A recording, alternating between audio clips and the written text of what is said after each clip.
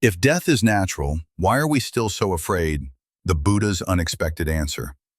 Have you ever really stopped to think, why are we so afraid of death? It's one of the few things in life that's absolutely guaranteed. Just like the sun rises and sets, one day our bodies will stop working. That's simply nature's rhythm.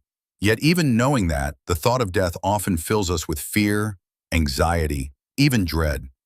But have you ever wondered, what exactly are we so scared of? For most of us, it's not just about the body breaking down. It's about what comes after. Is it total nothingness? Do all the things we love, our family, our memories, our dreams, simply disappear?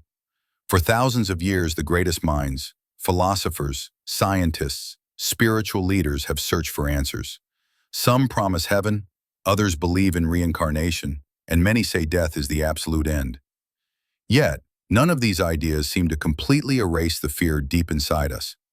But over 2,500 years ago, the Buddha offered a perspective that was radically different and surprisingly practical. He didn't ask us to blindly believe in an afterlife. He didn't try to scare us or sell us comfort. Instead, he invited us to look directly at our own experience, to observe life itself.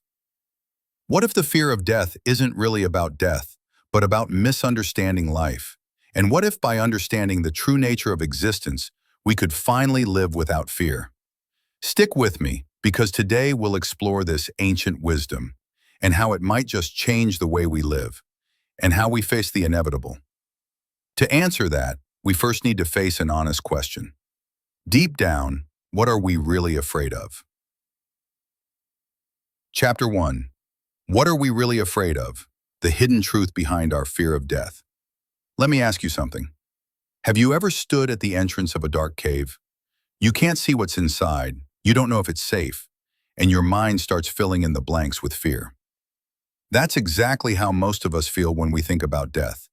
It's not just the idea of the body shutting down. It's the terrifying unknown that follows. The core of your fear isn't really about the body breaking down. It's the fear of losing your self. The fear that everything you believe makes you, you. Your memories, your relationships, your achievements could simply vanish. Picture this for a moment. A little girl is holding a beautiful balloon. She looks at it, feeling proud and happy, thinking it belongs to her forever. But then, the string slips from her hand. The balloon floats away, higher and higher, until it disappears into the sky. She cries, not just because the balloon is gone, but because something she thought was hers, something she believed she could keep, is suddenly lost. In a way, you're no different. You hold tightly to your identity, your story, the life you've built, and deep down there's a fear that when death comes, all of it, your name, your experiences, even the person you believe yourself to be, will drift away, just like that balloon. But here's a powerful question from the Buddha. What if this self you cling to isn't as fixed or permanent as you've always believed? And if that's true, maybe death isn't the end of you, but the end of an illusion. We'll explore this even deeper in the next part.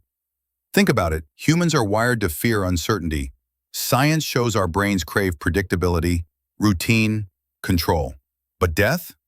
It's the ultimate unknown. We don't know what's on the other side. Is it complete nothingness? A new beginning? Or something our minds can't even comprehend? This uncertainty is like standing at the edge of that dark cave, and that's where the fear grows. But here's the thing. According to the Buddha, the fear itself isn't the problem. It's how we relate to the unknown that matters. Instead of letting the uncertainty paralyze us, what if we used it as a doorway? An invitation to explore deeper questions. What does it truly mean to exist? Who are we beyond these temporary bodies and fleeting moments? But to truly understand our fear, we need to go deeper, beyond the unknown itself, into what we're most afraid of losing. Stick around because in the next part, we'll dive into that hidden fear and how it shapes the way we live, love, and let go. You know, over the centuries, many great thinkers have tried to help you understand death. Philosophers, scientists, they've offered all kinds of theories. Take Epicurus, for example. He once said, "Death is nothing to us. When we exist, death is not. And when death is here, we no longer exist." Sounds logical, right? If you're not around to experience death, why fear it? But deep inside, that logic doesn't always work, because you don't just see yourself as a collection of thoughts or a physical body. You feel like you're something more, something real, important, something that shouldn't just vanish. Here's an image that might help. Imagine the ocean. A wave rises, moves across the water, then fades away. But has it really disappeared? The wave was never separate from the ocean. It was always water, just taking shape for a brief moment in time. It's the same with you. Maybe your body, your identity, your story, they rise, exist for a while, and fade. But are you truly gone, or just changing form? Now, some thinkers like Sartre believed life has no built-in meaning. You create your own purpose. But that makes death even scarier, doesn't it? If everything you've worked for, your dreams, your struggles, just disappears, it feels like it was all for nothing. That's why so many people try to leave a mark.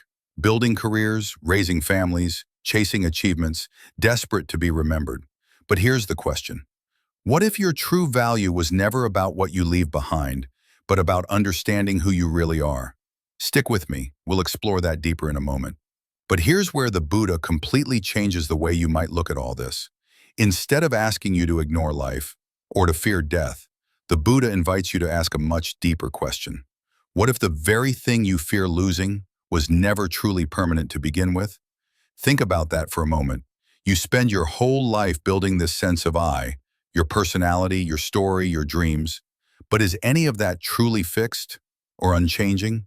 Science tells you even your body isn't the same from year to year. Cells die and renew. Your mind evolves. Emotions come and go. Yet you cling to this image of a solid self, believing it's permanent. And that's exactly why the thought of death feels so terrifying. But the Buddha wasn't asking you to deny life or pretend death doesn't matter. Quite the opposite. He invites you to explore life more honestly, to look deeper than the surface labels and temporary forms. Because when you do that, something profound happens. You realize your fear isn't about death itself. It's about misunderstanding who you really are. And maybe, just maybe, when you understand the true nature of existence, death loses its grip over your heart.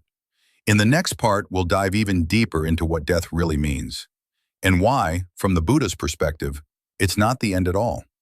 But to truly face that fear, we need to look at the biggest question of all. Is death really the end? Chapter 2. Is death really the end? The truth about what comes after. Let's be honest. Most people believe that death is the final, absolute ending. It feels like when your body stops working, everything you are, your thoughts, your relationships, your dreams, simply gets erased, like turning off a light. It's no surprise you might carry that fear. Society, movies, even casual conversations often make death sound like this big, terrifying full stop. But here's a question worth asking. Is that belief really true, or is it just a misunderstanding? The Buddha looked at life and death in a way that challenges what you might assume. He didn't see death as the total destruction of existence, but as part of a much bigger, ongoing process, one that has been unfolding long before you were born and will continue long after. Think about your breath. Inhale, exhale. Both are necessary, both are connected. Life and death are just like that, two sides of the same constant rhythm.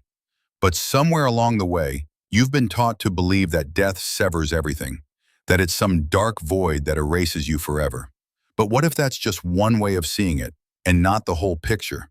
Stay with me, because in the next part, you'll discover a very different way to look at death, one that might just change the way you live your life right now. The way the Buddha looked at life and death might completely change how you see everything. He didn't separate the two. For him, life and death aren't opposites. They're part of one ongoing process. It's like your breath. You inhale, you exhale, and both are connected. You can't have one without the other. Death in this sense isn't a hard stop. It's a continuation, a transformation. Let me give you a simple image. Picture a fire burning brightly, warming the space, lighting up the darkness. Eventually, the flame goes out. But does that mean everything ends? No. The warmth spreads into the air. The light travels outward. The smoke rises into the sky. The form of the fire may be gone, but its energy, its effects, continue. That's how the Buddha saw death. Not as total disappearance, but as change, as a shift in form. But here's the thing, you often resist that change because you believe your current form, your body, your story, is all there is. But what if your existence is much bigger, much more connected than what you can see? We'll explore that even deeper in the next part, and it might completely shift the way you face your own fears. Here's something you might not always notice, but when you do, it can completely change how you see life and death. Everything around you is constantly changing. Nothing stays still, not even your own body. Science tells you that every day, old cells in your body die off, and new ones are created. Your body isn't fixed. It's like a living, breathing process of constant renewal. And your mind? It's no different. Your thoughts, your emotions, they rise and fall like waves. One moment you're happy, the next you feel stressed, then calm again. Nothing stays the same, yet you still call it you. Let me give you a simple image. Imagine standing by a river. The water flows by, moment after moment, never the same. But you still call it the river. In the same way, your life is a constant flow. Your body, your mind, even your identity, all changing moment to moment. But here's the problem. You often forget that. You try to hold on to things as if they'll stay the same forever. That's where fear, especially fear of death, creeps in. But what if you could truly see this constant change, not as something scary, but as the natural rhythm of life itself? Stay with me because in the next part, you'll discover how that understanding can bring you more peace and help you live with less fear. Here's something most people never tell you. In Buddhism, there's a practice often described as dying before you die. Sounds dark at first, right? But don't worry, it's not as scary as it sounds. In fact, it's one of the most freeing things you can do. Dying before you die doesn't mean giving up on life. It means letting go of the illusion that anything about you, your body, your story, your identity, is fixed, permanent, or fully in your control. You see, most of your fear comes from holding tightly to things that were never truly solid to begin with. You try to control life. You try to control how things unfold.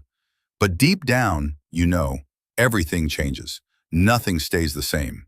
Through meditation, real deep meditation, you start to see that truth for yourself. You practice letting go. You practice releasing the false belief that you can cling to the moment, to who you are right now, forever. And here's the beautiful part. When you truly understand that, death itself starts to lose its power over you. You don't need absolute guarantees about what comes after. You don't need a perfect answer for the afterlife.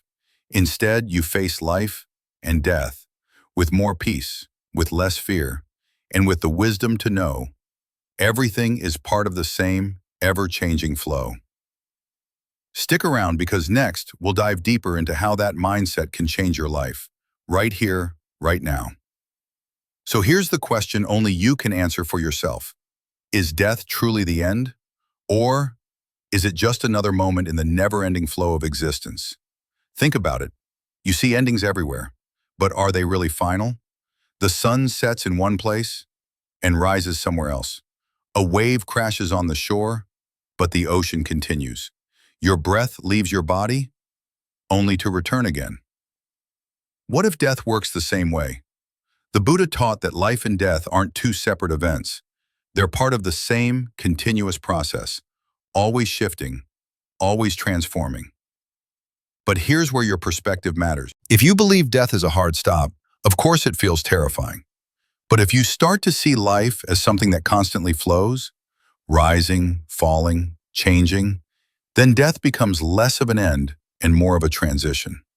It's like watching the sun disappear beyond the horizon, knowing it will rise again. Maybe not in the same form, maybe not where you can see it, but the cycle continues. That shift in perspective doesn't erase loss, but it brings peace. It brings clarity.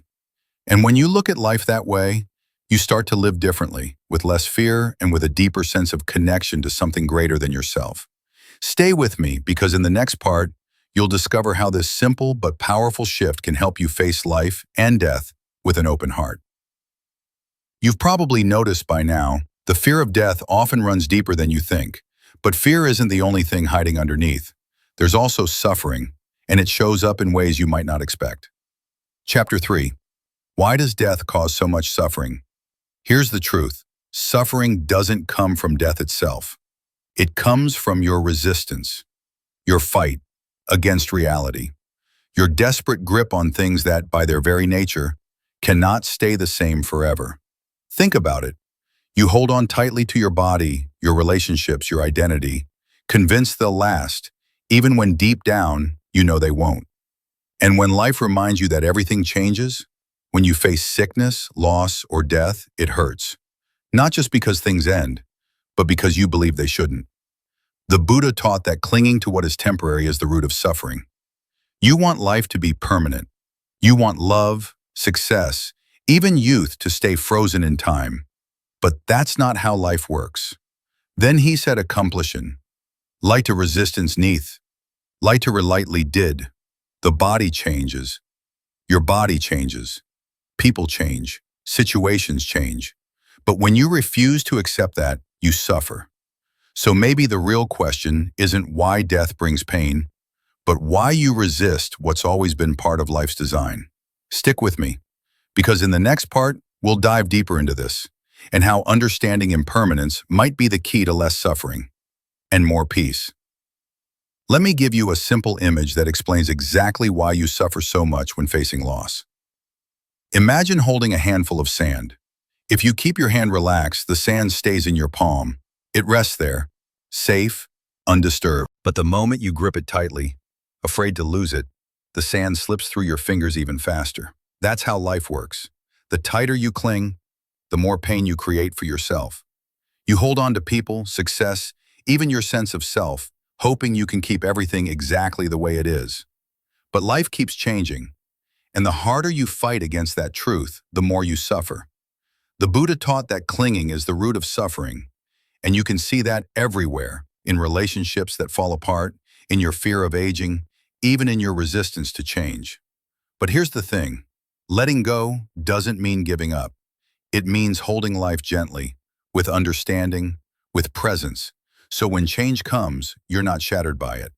It's not easy, I know, but loosening your grip might be the most freeing thing you ever do. Stay with me, because next, you'll discover how seeing impermanence clearly can help you live, with less fear and a lot more peace. Here's something most people don't realize. Death isn't just an ending, it's a mirror, one that reflects the truth you often try to avoid. Everything in life is temporary. Your youth, the people you love, even your greatest successes, all of it will change, fade, or disappear one day. And let's be honest, that's not easy to accept. You want to believe your relationships will last forever, that your achievements will stand the test of time, that the person you are right now will always exist. But the reality? Life doesn't work that way. Death reminds you that nothing is fixed. It's the ultimate teacher of impermanence. But here's where the suffering starts. Not because life changes, but because you weren't ready to face that truth. The more you resist, the more it hurts. You cling to the illusion that things will stay the same, and when they inevitably don't, you feel lost, heartbroken, afraid. But what if, instead of fearing that mirror, you looked into it with open eyes? Seeing impermanence clearly doesn't take away life's beauty. It makes every moment more precious.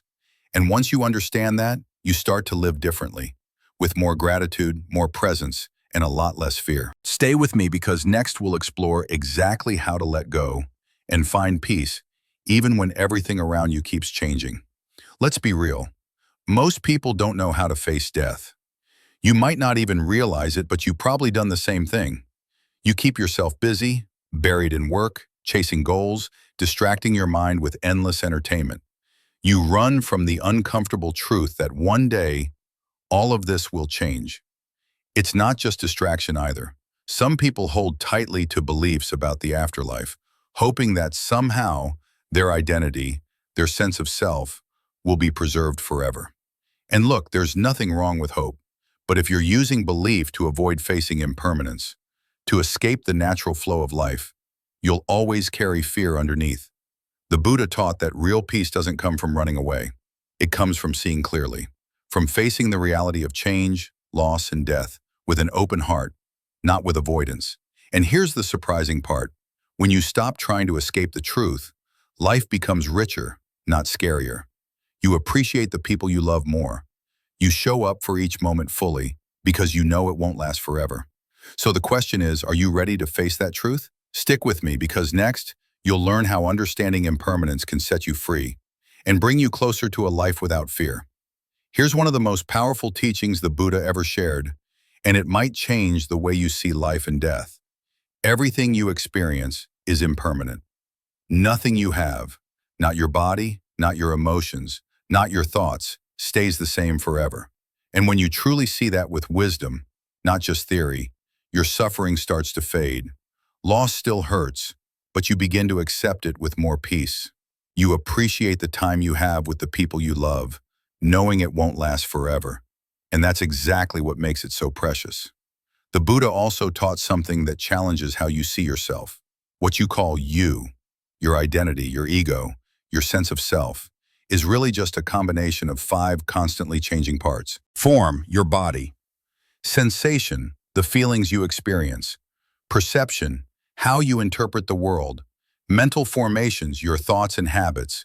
Consciousness, your awareness. These 5 things are always shifting, always in motion, just like the river that never stays the same, yet you still call it the river. You're no different. You're not a fixed, unchanging being. You're a beautiful, temporary flow of life. And when you understand that, clinging loses its grip, and you start living with more freedom, more presence, and a lot less fear.